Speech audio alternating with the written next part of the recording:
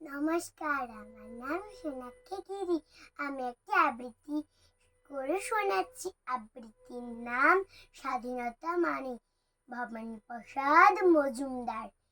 যে ছেলেটা বস্তা কাঁধে, কাগজ কুড়োয় পাড়ায় পাড়ায়, যে ছেলেটা রোজ বাজারি মুরগি কাটি পালক ছাড়ায়, যে ছেলেটা রেস্তোরাঁতে ধুচ্ছে থালা গ্লাস বাটি, যে ছেলেটা সারা জীবন খায় লাঠি কিল ও চড় চাটি, ওদের তুমি প্রশ্ন করো, ওরা কি কেউ সত্যি জানে স্বাধীনতা কাকে বলে, স্বাধীনতার সঠিক মানে?